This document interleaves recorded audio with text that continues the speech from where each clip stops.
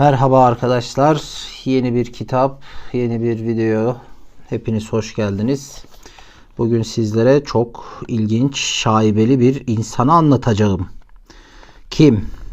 Şu anda söylesem ki dünyayı 5 aile yönetiyor.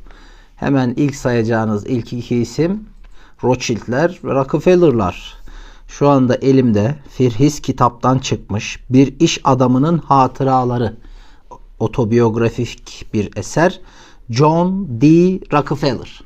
Yani Rockefeller ailesinin kurucusu, Rockefeller hanedanlığının bir nevi kurucusunun yazmış olduğu tek eser. Türkçe'ye ilk defa çevrilmiş. Fihris kitaptan birinci basım Nisan 2023. Daha yeni. Haliyle hani çok merak ettiğimiz bir insan toplumca, hani dünyayı yönetiyor, herkesi sömürüyor, ülkeleri yıkıyor, dağıtıyor falan. Kitabı okuyunca sonda söyleyeceğimi başta söyleyeyim. Öyle olmadığını gördüm en azından. Hani sakın zannetmeyin adam çok iyiymiş falan diyeceğim. Çünkü kitapta aldığım notları şimdi size de söyleyince anlayacaksınız. Öyle çok da iyi bir insan gibi gelmedi bana. Kendini güzel savunuyor. Güzel kendini ve yaptıklarını legalize edip kendini savunuyor. Zaten kitap şöyle bir durum var. Hemen onu da söyleyeyim. Kitap bir savunma kitabı arkadaşlar. Nasıl? 1900'lü yılların başında dönemin Amerikan başkanı kimmiş? Theodore Roosevelt. Dönemin Amerikan Başkanı Theodore Roosevelt başta Rockefeller'ların hangi şirket? Standard Oil petrol şirketi olmak üzere bütün tröstlere savaş açıyor. Yani bugün Amerika'da bilinen o tröst yasası vardır. Tröst nedir? Bir iş kolunda ülkede tekel olmak. İktisadi bir tabirdir. O tekellere karşı bir savaş açıyor ve bu kitap aslında bu savaşın savunması. Yani asıl işin tuhaf tarafı bu. Yani adam hani dünyayı yönetiyor falan diyoruz ama Amerikan başkanı yıllarca bu adamla uğraşmış. Düşünün yani. Ve dikkat ederseniz dönem 1900'lerin başı, Birinci Dünya Savaşı kapıda. 1911'de falan Standard Oil 43 tane irili ufaklı şirkete bölünüyor. 1890'da çıkan Sharman antitrust yasasına dayanılarak 1909 yılında dava ediliyor ve 1911 yılında da 43 tane irili ufaklı şirkete bölünüyor. Şirketlerin içinden Exxon, Mobil falan çıkıyor. Yani ve Rockefeller efsanesi aslında bu olayla başlıyor. Özellikle Amerikan başkanıyla olan atışma ve bu kadar büyük bir tröst olması halinde. Hemen bir işten bir ön sözden bir alıntı yapayım size. ABD'nin gayri safi yurt içi hasılasının 24 milyar dolar olduğu. Bak 24 milyar dolar. Çok çok düşük gelebilir. Bugün Türkiye'nin gibi orta büyüklükte bir devletin bile gayri safi milli hasılası yanlış hatırlamıyorsam 800 milyar dolar falan. Yani bugünkü Amerikan bütçesi trilyon dolarlardı yani. Hani öyle bir şeyken.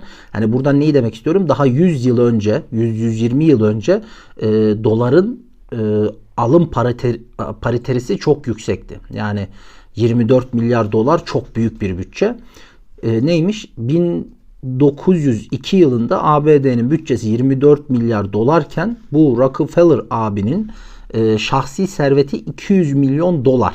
Yani 1 milyar doların 5'te 1'i gibi düşünsek 24 milyarı 5'te çarp.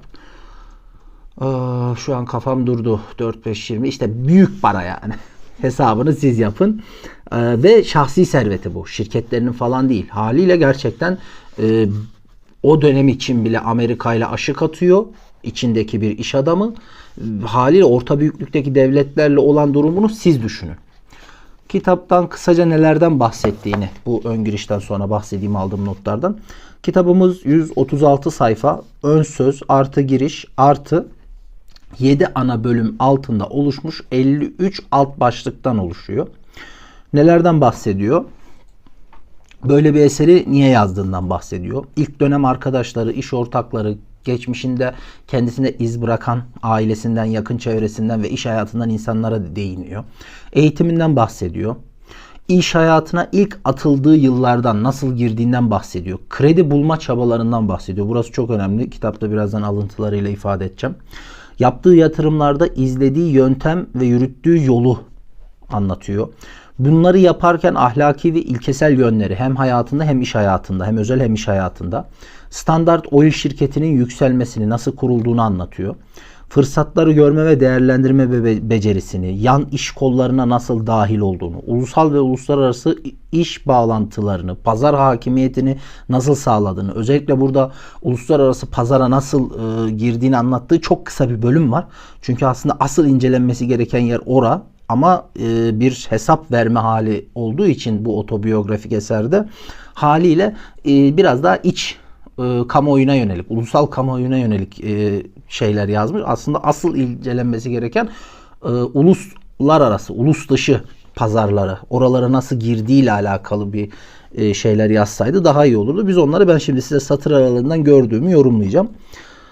Hisse senedi verme metodu geliştirmiş bu herhangi tip ticaretlerde. O hoşuma gitti. Demir, çelik, deniz ve demiryolu ulaşımına dahil olmasını anlatıyor. Sigorta şirketi kurmasını ve farklı alanlara yönelmesini, farklı iş kollarını ana iş koluyla nasıl bütünleştirdiğini ve beslediğini anlatıyor. Ve son bölümde, son ana bölüm altındaki 3-5 başlıkta da hayırseverlik felsefesini ve yaptıklarını anlatıyor. Hani genel olarak kitapta bunlardan bahsedecek. Hemen alıntılarımızla İlk önce bir Rockefeller'ın kısa bir biyografisiyle başlayalım. John Davison Rockefeller 8 Temmuz 1839'da New York'taki Richford'da doğmuş. 1863'te John D. Rockefeller iş ortağı Maria B. Clark ile birlikte Cleveland'da bir petrol rafinerisini satın aldı ve petrol endüstrisindeki diğer rafinerilerle rekabet etmek için düşük maliyetli bir üretim ve nakliye yöntemi geliştirdi. Rockefeller daha sonra petrol endüstrisindeki diğer rafineleri satın alarak Standard Oil adlı bir holding şirketi oluşturdu. Standard Oil kısa zamanda büyük bir petrol tekeli haline geldi.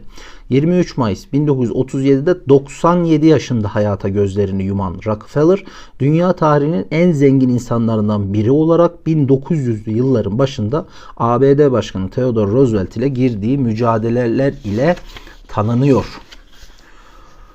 Ekstra söyleyeceği ne var burada? O dediğim gibi antitrust yasasıyla şirketleri parçalanıyor.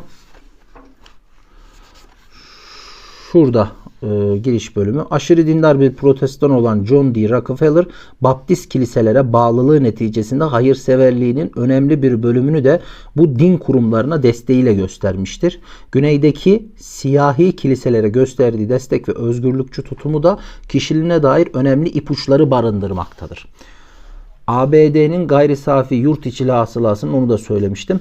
Elbet başarının kriterlerini nasıl belirlediği de önemli. Hani bu kitapta şey diyor. Kazanmak için mücadele etmiş, fazlasıyla başarılı bir iş adamını bulacaksınız diyor ama tabii başarıdan neyi kastettiğiniz de önemli. Şimdi size bazı kelimeler vereceğim. Kitap boyunca bunu hatırlarsanız genel çerçevede ne demek istediğimi anlayacaksınız. İlk önce şurada alıntıyı yaparken Güney siyahi kiliselere gösterdiği destek ve özgürlükçü tutum. Özgürlükçü tutumu aklınızda tutun. Aşırı dindar ve protestan aklınızda tutun ve hayırsever aklınızda tutun. Yani bu 3 tane şey çok mantıklı gibi geliyor. Çok iyi bir insan gibi giriyor ama birazdan ben genel çerçevede böyle kelimeyle seçtim dediğim gibi satır aralarında bambaşka bir şey anlatmaya çalışacağım size. Giriş bölümü daha sayfa direkt 13. Şahsi meselelerimi halkın gözüne sokmak hiç adetim değildir. Ancak ailem ve dostlarım biraz olsun tartışılan meselelere açıklık getirebilecek şeyler üzerine konuşmamı istiyorlarsa onların bu tavsiyelerine uyup böyle gayri resmi bir şekilde hayatı benim için ilginç kılan bazı olayların üzerine tekrar eğilmem gerektiğini de fark ettim. Şimdi konuşmamın başka bir sebebi daha var. Söylenilen şeylerin onda biri bile doğruysa o zaman benimle tanışıklığı olan ve pek çoğunun çoktan öldüğü bu maharetli ve vefakar adamlar çok ciddi yanlışlar yapmış olabilirler. Kendi adıma ölümümden sonra nihayetinde gerçeğin ortaya çıkacağını ve gelecek kuşakların mutlaka adaleti sağlayacaklarını düşünerek konuşmamaya karar vermiştim diyor. Neden bu kitabı yazmış? İşte gelecek kuşaklara bırakmadan kendini savunmak istediği için diyor. Gene buradan bir kelime seçiyorum size arkadaşlar. Onu da eğer hafızanızda tutarsanız genel bütün açısından iyi olacak. Nerede o? Çoktan öldü kendini ölümden. Benimle tanışıklığı olan ve pek çoğunun öldü maharetli vefakar adamlar.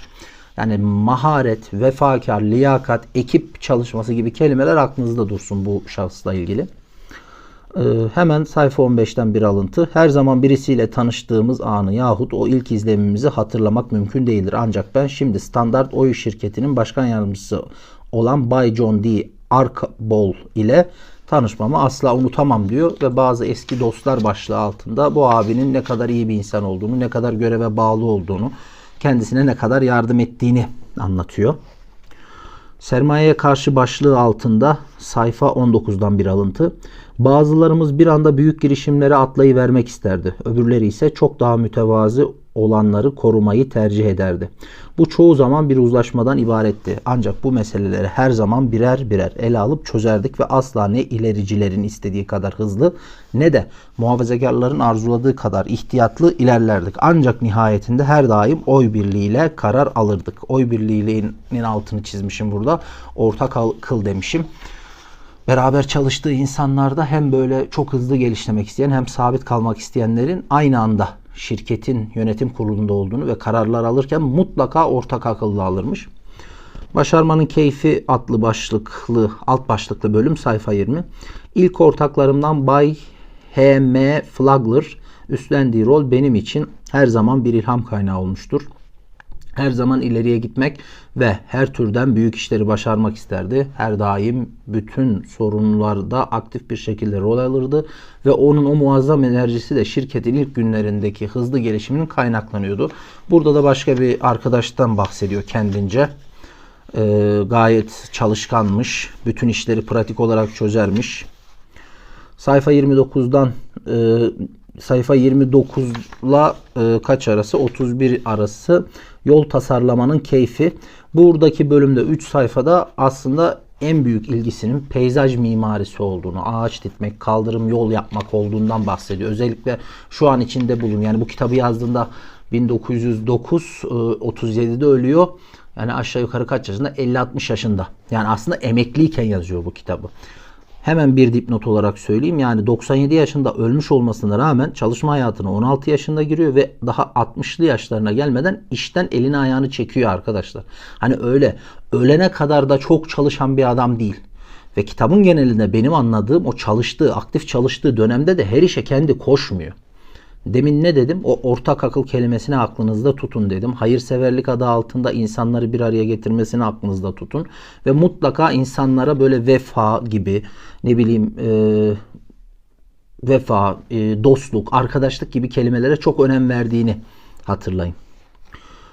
İkinci bölüm zordur kazanma sanatı alt başlığında bir alıntı yapacağım. 32 ve 30. sayfalar. Annem epey disiplinli bir kadındı ve bu disiplin bozulacak gibi olduğunda bir huş dalıyla ailenin standartlarını koruyordu. Bir keresinde köy okulunda gerçekleşen talihsiz bir olay için cezalandırıldığım sırada kırbaçla başlayınca suçlandığım şeyin sorumlusu olmadığımı açıklama gereği hissetmiştim. Boş ver demişti annem. Kırbaca başladık bile. En azından bir sonrakinde nasıl olacağını görürsün. Bu tavır pek çok şekilde nihai karara verilene değin devam ederdi.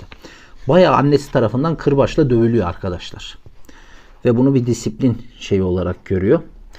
İşe başlamak başlıklı bölümde 34 ile 37. sayfalar arasında muhasebeci olarak bir yerde işe girdiğini, hani liseyi bitirdiğine, üniversiteye gitmeden önce birkaç aylık bir ticaret koleji kavramı varmış onlarda o zaman herhalde. Orada muhasebe, büro işleri öğrendiğine, o kolejden çıkınca da üniversiteye gitmek yerine bir muhasebecinin yanına işe girdiğinden bahsediyor.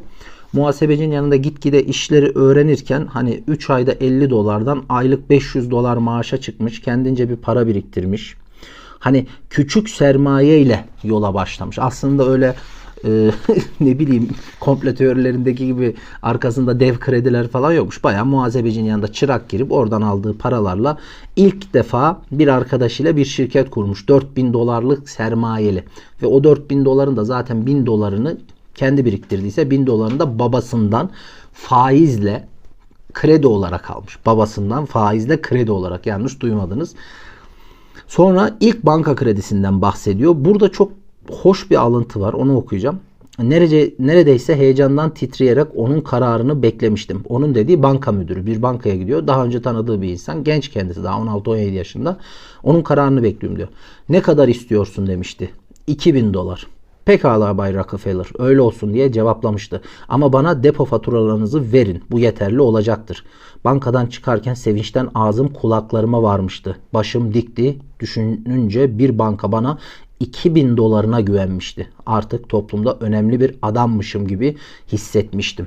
Yani işte bu noktada artık kapitalist sistemin yapı sökümüne girmeye başlıyoruz arkadaşlar. Bir önceki sayfada babasından faizle kredi almasını, hani orada aslında bir annesinden yediği dayakla da bağlayarak iş disiplini, aile disiplini olarak anlatıyor kendisini savunurken. Ama bizim gibi dışarıdan bakan, özellikle kapitalist sistemi içinden hissetmemiş, daha çok dışından bir şekilde dahil olmaya çalışan, uymaya çalışan toplumların gözünden kaçmaması gereken bir husus bence bu. Çünkü bir kültürün içinde doğmak sadece basit aile ilişkileri demek değildir. Komple o sosyal ilişkiler. Sosyal ilişkiler de salt insan ilişkileri değildir. Ticaret ilişkileridir. Üretilen emeğin ya da sermayenin paylaşım ilişkileridir. Anlatabiliyor muyum? Haliyle bu abi ilk defa, yani kelime seçimi çok güzel. Eğer çeviri birebir böyleyse, ben İngilizcesine bakma fırsatım olmadı ama artık toplumda önemli bir adammışım gibi hissetmiştim. Bir banka bana güvenmişti. Yani düşünün, 16-17 yaşındaki bir çocuk anne baba sevgisi ya da bir işi başarmadan ziyade bir bankanın ona 2000 dolarlık güvenmesinden özgüven sahibi oluyor. Kendisine güveni artıyor. Hani bu çok bence önemli. O kültürü anlamak adına. Sayfa 43'ten hızlı borçlanmak adında bir başlık var arkadaşlar. Çok enteresan. Hani Rockefeller işe başlıyor. Çok küçük bir sermaye. 16-17 yaşında henüz. Başladıktan sonra önce babasından küçük bir sermaye. Bir arkadaşıyla Rockefeller ve Cleveland işte şirketini kuruyor. 4000 sermaye. Bir bankadan 2000 dolar sermaye. Ama sürekli yatırım ihtiyacı var. Çünkü yaptığı iş kar getiriyor. Bir süre kendini geçindiriyor. Hatta bir yerde söylemişti onu. Daha ilk yılında yarım milyon dolarlık hasılat yapıyor. Ticaret yapıyor. Ama para yetiştiremiyor. Şurada 43. sayfada hızlı borçlanma adında bir bölüm var. Bir bankaya, bir caddeye giriyor, bir şehre giriyor. Tabii bildiği şehir. Bütün bankalara giriyor. 5-10 dakikada zaten tanıyor artık herkesi. Bütün parayı hazırlayın, 10 dakika içinde geleceğim diyor. Böyle bir saat içinde 10 tane banka geziyor ve bütün bankadaki nakit mevduat hesaplarını alıp gidiyor. Yani bir adam artık öyle bir kapitalist güveni var. Hani işleri o kadar yolunda ama para yetiştiremiyor. Ve kitabın genelinde adamın zengin gibi değil de sürekli kredi ve borç arayan bir adam, esnaf halinde anladım ben. Hani adam öyle çok zengin olmamış sanki. Sürekli yatırım. Yani bu da tam bir kapitalist şeydir aslında, kültürdür. Hiç harcamaz, hiç şey yapmaz. Sadece yatırır. Kardan geleni de yatırır. Onu güzel yansıtmış. Yani hani en azından bunu bir disiplin olarak anlatmış ama iyi anlatmış. Sayfa 49'da bir alıntı. Daima şirketin hizmetinde olan 61 adam yıllarca meşgul tutuldu. Geçen yıl büyük bir daralma dönemi yaşandı ancak Standard Oil planlarını kontrolsüz bir şekilde sürdürdü. Dolayısıyla yeni işler ve binalar, sermaye eksikliği ve kötü zamanlardan korkmak sebebiyle ertelenmedi. Şirket çalışanlarına iyi para veriyor, hastalandıklarında onlarla ilgileniyor ve yaşlandıkları zaman da onlara emekli maaşı veriyordu. Bu yüzden hiç büyük bir grev yaşanmadı. İş yönetimi denilen şeyin hem iyi hem kötü zamanlarda her yıl çalışanlarına karlı işler vermekten daha iyi bir işlevi varsa artık o ne olur bilemiyorum. Hani burada kendini savunuyor dediğim için özellikle daha genel sigortanın, işçi haklarının tam oturmadığı bir dönemde adam işte emekli maaşını veriyor. Hastalandıklarında büyük ihtimal sigorta benzeri bir şey veriyor. Maaşlar iyi. Zaten o yüzden dolayı diyor ki çok grev olmadı. Haliyle bugün benim tröst olmama demeye getiriyor. Ben insanlarla kazandığımı paylaşıyorum diyor. Öyle basında anlatılan gibi açgözlü bir canavar değilim diyor. Devam ediyor alıntı 49, sonra 50'ye sarkıyor. Bu sözde ahtapot, hani her yeri sardı manasında söyleniyor ona ahtapot diye. Bu sözde ahtapot hakkında hatırlanması gereken başka bir şey ise sermayesine hiç su katılmamış olmasıdır. Belki petrolün ve suyun birbirine karışamayacağını fark etmişsinizdir. Ya da tüm bu yıllar boyunca kimse Standart Oil'in borçlu olduğu parayı beklemek zorunda kalmamıştır. Şirket büyük yangınlar ve kayıplar yaşamış olsa da her defasında meselelerini tahvil veya hisse blokları koymalarını için halka başvurmak zorunda kalmayacak şekilde halletti. Hiçbir zaman aracılık sözleşmelerine yahut hisse senedi satış planlarına başvurmamış ve gerektiğinde yeni petrol sahası işlerini finanse etmeyi daima başarmıştır diyor. Bu şirket diyor asla böyle finansal ya da spekülatif hareketler yapmadı. Daima kendi kendine yetebildi, sermaye bulabildi ve daima üretti diyor. Üretim ekonomisinin zirve yaptığı zamanlar arkadaşlar gereğini yaptı diyor. Burada asıl işte size vurgulamak istediğim önemli bir bölüm vardı. Sayfa 50. Standart Oil her daim Amerikan ürünlerini Avrupa ticaretiyle uğraşan Rusya'nın büyük sahalarında üretilen petrolüne ve Hindistan piyasasını büyük ölçüde etkileyen Burma petrolüne karşı pazarlamak için savaşmıştır. Tüm bu çeşitli ülkelerde bize karşı getirilen gümrük vergileri, yerel ön yargılar ve tuhaf geleneklerle uğraşıyorduk. Pek çok ülkede insanlara, örneğin Çinlilere, onlar için lambalar yaparak petrolü yakmayı öğretmek zorunda kaldık. Dünyanın en ücra köşelerine ulaştırılabilmesi için petrolü develerin ve hamalların sırtına yükleyecek şekilde paketledik. Yabancı halkın ihtiyaçlarına göre pazarı düzenledik. Yabancı bir ülkede başarılı olduğumuz her sefer bu ülkeye dolar girdiği ve başarısız olduğumuz her sefer de halkımızın ve çalışanlarımızın dolar kaybettiği anlamına geldi. En büyük yardımcılarımızdan birisi ise Washington'daki Dışişleri Bakanlığı olmuştur. Elçilerimiz, bakanlarımız ve konsoloslarımız dünyanın en ücra yerlerine değin yeni pazarlar açmamızda bize yardımcı oldular. Gördüğünüz gibi arkadaşlar öyle Rockefeller'ın dünyaya yayılması, dünyayı yönetiyor gibi komple teorilerine çekmeye gerek yok. Adam açık açık söylemiş zaten. Daha herhangi bir şekilde yolu olmayan, lamba yapmayı bilmeyen Çinlilere lamba yaptırıyor, sonra petrol satıyor. Yolu olmayan yerlerde, develerde, hamallarda petrol taşıtıyor. Dış ilişkileriyle zaten bağlantısını anlatmış. Aslında bizi ilgilendiren bu kitabın en önemli yeri burası. Sayfa 51'den alıntı. Şirketin ürettiği ürünlerin yarısından fazlası Birleşik Devletler dışına satılıyor. Önemli. Eğer bu yöneticilerin yerini bir başkası alsa ve iş tamamen uzmanlar tarafından yönetilse hisselerimi önüme gelen herhangi bir fiyata satıverirdim. İşte başarılı olmak için işi en iyi ve en dürüst adamların çekip çevirmesi gerekir ve en iyi adamlar zirveye çıkar. Burada hem dış ticaretten bahsediyor. Kapitalizmin dünyaya yayılışına. Çünkü ürettiği mal dışarı satılıyor. Hem de dikkat etseniz o size hatırlayın dediğim kelime gene geldi. En iyi ve dürüst adamlar. Vefalı adamlar. Çalışkan adamlar. Hep bir liyakat vurgusu var dikkat ederseniz. Hep bir ekip. Ya da bir önceki kelimede hani ortak karar aldıklarından bahsediyordu. Daima birbirlerini dinlediklerinden. Amerikan İş Adamı başlıklı bölüm 57. sayfadan bir alıntı. Ne zaman ki kişinin başına sıra dışı bir şey gelir ancak o zaman hakkında yazılır. Onun hakkında haber yazılır. Ama sırf bu kişi nadiren bu şekilde öne çıktı diye bunun onun günlük hayatının tümünü temsil ettiğini söylemezsiniz. Açık zihinli bu insanlar asla yalnızca para için çalışmıyorlar. Onlar müthiş bir işle uğraşıyorlar. İşin lezzeti para biriktirmekten çok daha başka bir şeyler geliyor ve sanırım başka bir yerde de söylediğim üzere işin standartları yüksek ve her daim de daha iyi oluyor. İtiraf etmem gerekir ki bu ülkedeki tüm yargılarımızın paraya dayandığına dair sık sık öne sürülen bu fikre hiç saygım yok. Eğer bu doğru olsaydı harcayan değil kenara koyan bir halk olurduk. Ayrıca başkalarının başarılarını kıskanacak kadar dar kafalı bir halk olduğumuzu da kabul edemem. Yani Marx duysaydı herhalde tam yani. Hani o sermayenin yığışımını anlatır Marx. Bir gün o Marx'ın kitaplarından da bahsedersek onu da açıklamaya çalışırım size. Sermayenin giderek büyüdüğünü, gitgide tekelleşeceğini anlatır. Çünkü sürekli rekabet vardır. Rekabet küçük balığı öldürür. Gitgide büyük balık daha da büyür. Kontrolsüz bir şekilde büyür. Ve en son piyasada tek ele gelene kadar büyür. Haliyle burada da biraz ona vurgu yapıyor. Yani önemli olan o para kazanma hazzından, kontrolsüz büyümeyi vurguluyor. Hani mesele para değil diyor. Elimizde olmayan şeylerden dolayı da büyürüz diyor. Zaten genel olarak Rockefeller'ın bu harcamaktan ziyade sürekli yatırıma yönelik hali tam kapitalist kültürden gelmiş bir kapitalistin kafa yapısıyla uygun. 64'ten bir alıntı. İş büyüdükçe çok geçmeden varillerde petrol dağıtma gibi temel bir yöntemin uzun süre devam edemeyeceğini fark ettik.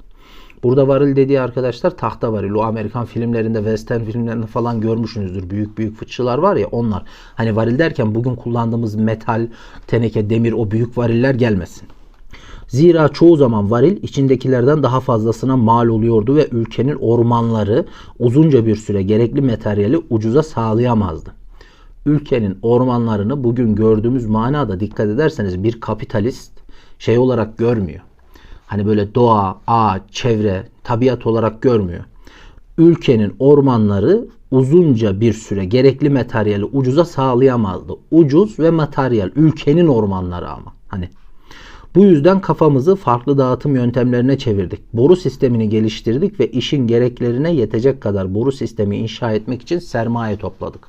Devamında da sermaye toplama yöntemini anlatıyor. Yani ne kadar nakit para varsa piyasada çekiyor arkadaşlar.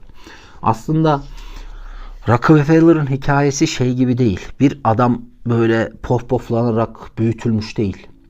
Aslında öne çıkmasının sebebi komple teorisyenlerin dediği gibi, o bilmiyorum, çok da dinlemem ama kulak aşina olduğum kadar söylüyorum. İşte mavi kanlıymış da soyu sopu bir yerlere gidiyormuş da gizli örgütler arkasına varmış da falan değil. Yok, aslında aynı dönem tam kapitalizmin tohumlarının ekildiği ve artık nüvelerini verme, bitkilerini verme zamanı. İnanın Rockefeller olmasaydı başka bir insan, başka bir aile çıkardı orada. Rockefeller'ın şansı şu olmuş.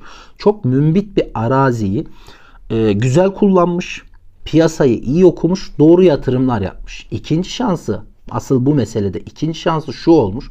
Rockefeller zaten 16 yaşında başlamış, 50-60 yaşında emekli olmuş. Öyle çok yoğun bir çalışma hayatı yok. Çalıştığında da size hatırlayın dediğim kelimeler neydi? Aslında kendi çalışmamış çoğu zaman.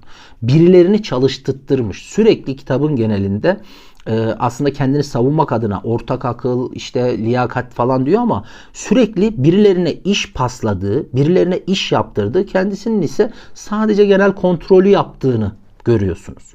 Kendini bu savunmak için yapıyor ama çalışmadığı belli. Zaten 50-60 yaşında da emekli olup sadece hisse senetleriyle oynadığını itiraf ediyor. Kendi de söylüyor.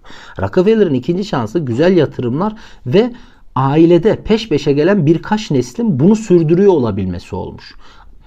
Altını çizmek istiyorum. Aynı dönem zaten kapitalizmin mümbit olduğu zamanlar, birilerinin ön plana çıkacağı zamanlar, çünkü öyle bir dönem. Hasbelkader bu çıkmış. Bu demin saydığım sebeplerden dolayı. Yani öyle çok da şeye gitmeye gerek yok. Aynı oranda sömürücüler, yani ülkenin ormanlarını mal olarak görüyor, piyasayı sömürüyor. Burada bir şirketi nasıl aldığından bahsediyor. Hani almış ama işte kötü manada değil. Buna zaten şey diyorlar. Suçlamalar genelde küçük şirketleri gayri ahlaki yöntemlerle kontrolünü aldığından bahsediyor. Bu bölümlerde de işte öyle bir şey olmadığından bahsediyor. Boru hatları, demir yollarına karşı diye bir bölüm var. Ulaşım tedarik yollarını çeşitlendirdiğinden bahsediyor. Artık 5. ana bölüme geçtik. Diğer iş tecrübeleri ve iş istekleri başlığı, ticari hastalığın tedavisi, değerli madenler, gemileri inşa etmek gibi bölümler var. Bir rakibi işe almak bölümünden bir alıntı okumak istiyorum. 96. sayfa. Sonunda o beklenen saat geldi ve her ihaleci Bay Matter'dan ürünlerini tam kapasiteyle tedarik etmeye yetecek bir sözleşmenin kendisine verildiğini haber eden küçük bir not aldı. Hepsi adetleri üzerine buluşma yerleri olan otobüsüne akın etti ve notlarını başarısız rakiplerine göstererek onların acısını paylaşmaya hazırlandıkları sırada her birinin kapasitelerine uygun birer sözleşme aldıklarını ve aslında her birinin kendilerinden başka kimseyle yarışa girmediklerini öğrendiler. Buluşup notlarını göstererek birbirlerinin yüzlerine baka kaldıklarında üzüntülerini büyük bir neşe örtmüştü. Yine de hepsi mutlu ve memnundu. Tabii bu cana yakın beyefendilerin daha sonrasında son derece ışıltılı bir iş hayatı olan tek bir şirkette birleştiği ve daha sonraki gemi alımlarımız için de daha sabit bir fiyat ödediğimiz de doğrudur. Buradaki alıntı şöyle bir bölümün sonu. Taşımacılıkta ucuz yollar için deniz taşımacılığını, gölleri ve nehirleri kullanıyorlar. Gemi yaptıracaklar. Bir bölgede de gemi yapan 6-7 tane şirket var. Hepsinin yıllık kapasitesi 1-2 tane gemi yapmak. Rockefeller 12-13 tane gemiye ihtiyacı var. Her birini ayrı ayrı götürüyor. Sanki tek onlara götürüyormuş gibi. Yani 6-7 tane firmayı kendine birbirlerine kırdırıyor. Rekabet ortamı yaratıyor. Ve işte hepsine birden gemi sipariş edeceğini söylüyor. Ama sonuçta zaten ihtiyacı olan gemilerin tamamını zaten şirketlerin tamamı yaparsa yapıyor. Çünkü 12 tane gemiye ihtiyacı var. 6 tane şirket var. Her biri zaten 2 tane yapabiliyor senede. Zaten hepsine iş verecek. Ama rekabet ortamı yaratıp birbirlerine daha da fiyat düşürttürmüyor. Yani bunu iyi bir şey olarak anlatıyor aslında dikkat ederseniz.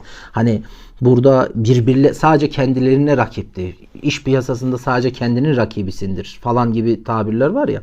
Daha sonrasında da diyor bunlar birleşti diyor. Ama burada anlatmadığı birleşen firmaları daha sonra Rockefeller kendi bünyesine alıyor. Hani dediğim gibi kendini savunuyor. Bir kapitalist bakış açısıyla aslında iyi bir şey yaptığını söylüyor ama ne kadar iyi acaba? Şurada uzunca bir bölüm var. Ticaret kanunlarını tatbik etmek. Okumayayım. Gençlere neredeyse bir sayfalık bir alıntı, altını çizmişim. Sayfa 100 ile 101. alıntılar. Ticaretin kanunlarını tatbik etmek. Aslında meselenin zengin olmak, para harcamak olmadığını, önemli olanın bir görev bilinciyle hareket ederek ulusuna ve çevrene, insanlara faydalı olmak olduğunu, ticaretin gerçekten aslında bu anlama geldiğini falan anlatıyor arkadaş. Hani yerseniz bilmiyorum. Ben çok yemedim çünkü. Burada çıkarsız hizmet başarıya götürür başlıklı bir bölüm var. 107. sayfa. Hayata yeni atılan genç bir adama tavsiye verecek olsaydım ona şöyle söylerdim. Eğer büyük başarılar yakalamak istiyorsan iş hayatına emeğini satarak yahut bağımsız bir üretici olarak olsun fark etmez. Dünyadan çekip koparabileceğin her şeyi alma fikriyle asla atılma. Mesleğin yahut iş kolunun seçimi konusunda ilk düşüncen şu olsun. Dünyada en verimli olacak şekilde uyum sağlayabileceğim dal hangisidir? Toplumun çıkarına en verimli şekilde destek olabileceğim alan nedir? Hayata böyle bir ruhla atıl. Mesleğini bu şekilde seç ve işte o zaman büyük başarılara giden o uçsuz bucaksız yola ilk adımlarını atmış olacaksın. Dünyaya en çok hizmette bulunan kişi en başarılı kişi olacaktır. Toplumun ihtiyacı olan ticari girişimler insana kazandırır. Toplumun ihtiyacı olmayan ticari girişimler ise başarısız olacaktır ve başarısız olmalıdır da. Öte yandan iş dünyası üzerine düşünen bir kişinin zaman, uğraş ve para yatırımlarında kaçınmak en çok dikkat edeceği şey var olan girişimlerin ihtiyaç duyulmamasına rağmen tekrarlanmasıdır. Bu gereksiz bir rekabeti arttırmak için harcanan, israf edilen bir paradır. Toplumun ihtiyacını ucuza ve tam olarak karşılayan bir fabrikanın yanına ikincisini diken bir adam milli serveti israf ediyor ve ekmeği işçiden alıp gereksiz yere dünyaya bir kalp ağrısı ve perişanlık getirerek milli refahı yok ediyordur.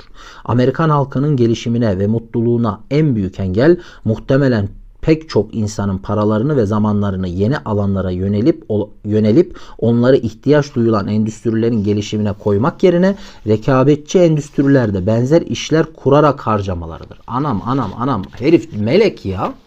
Herif melek yani ulusunu, memleketi, insanları, dünyayı ne kadar güzel düşünüyor ya.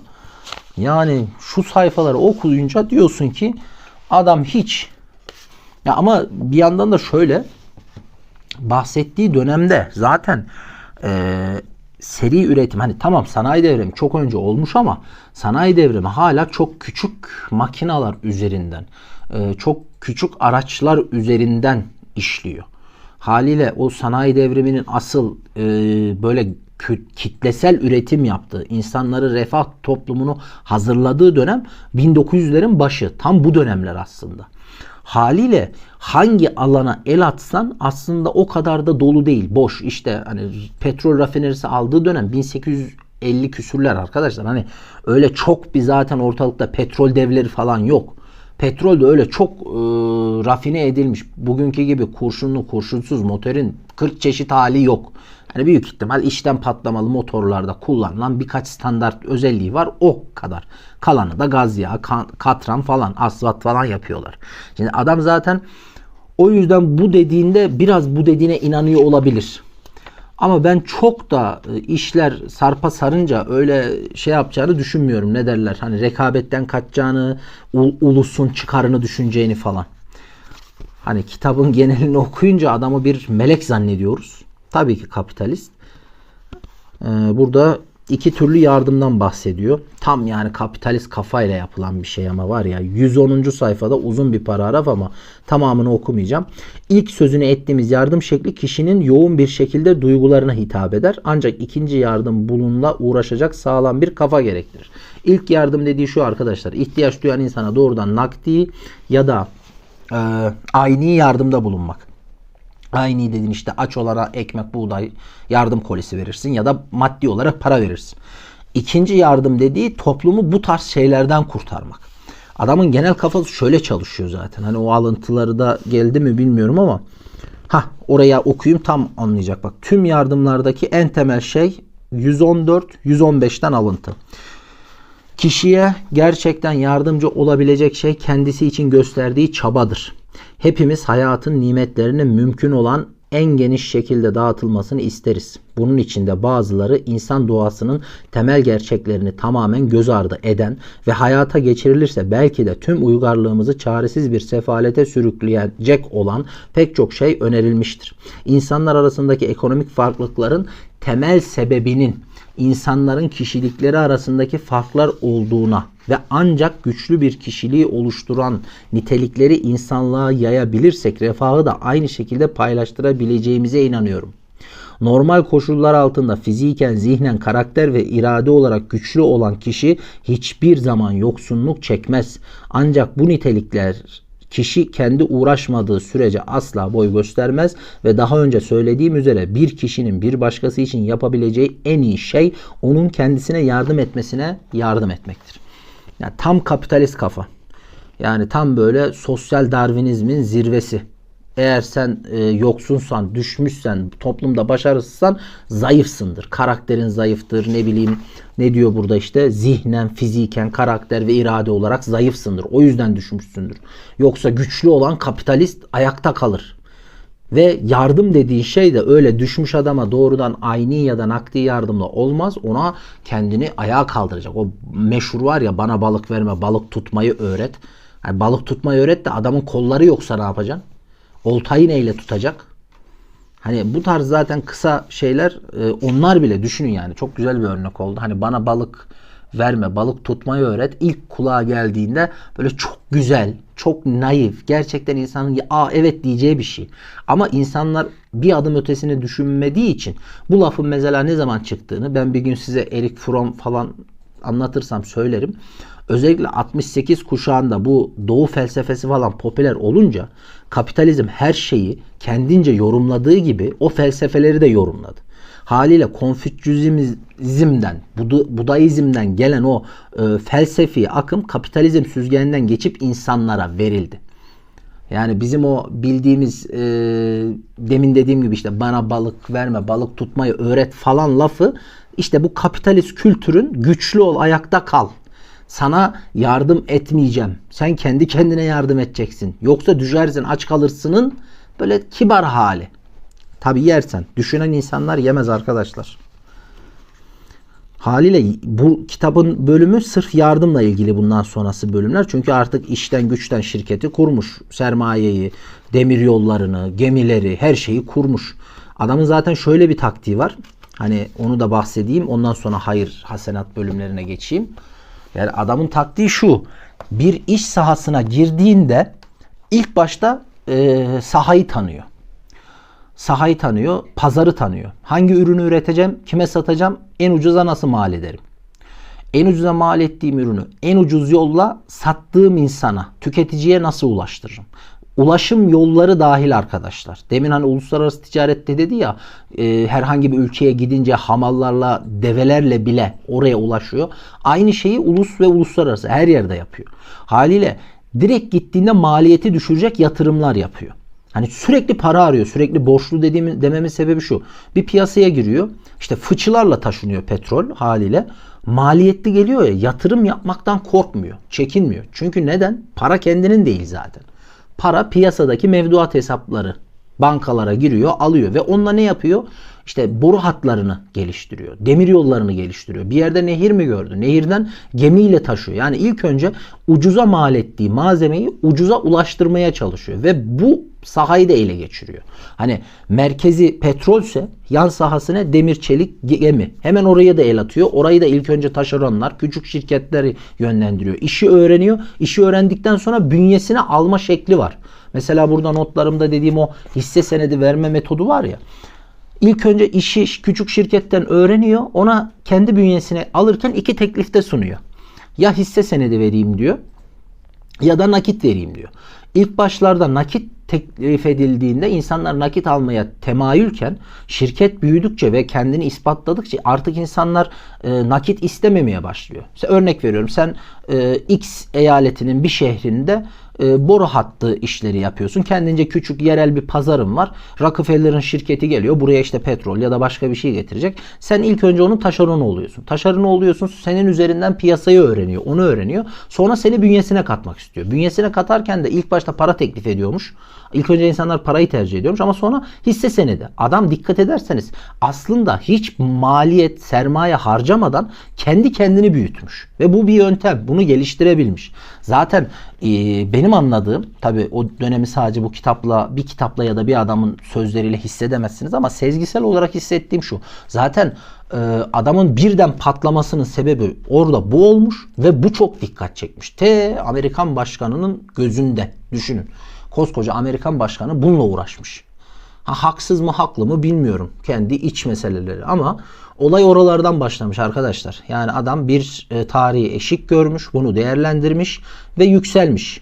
Hani ben öyle olayın arkasında çok komple teorileri falan göremedim açıkçası. Hani işini bilir, kurnaz bir kapitalist adamın insanları kullanması, fırsatları değerlendirmesi ve biraz da arkasına belli ki, çünkü çok yüzeysel geçmiş ama satır aralarından onu da anladım. Sürekli insan tanımanın öneminden, vefadan falan bahsediyor. O yalan dolan.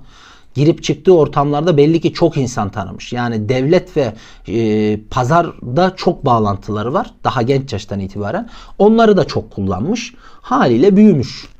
Bu Rockefeller efsanesi bugün olmayabilirdi. Nasıl olmazdı? Eğer bir iki nesil sonra gelen arkadaşlar diyorum, benim arkadaşlarım, tövbe değil, o ağız alışkanlığı.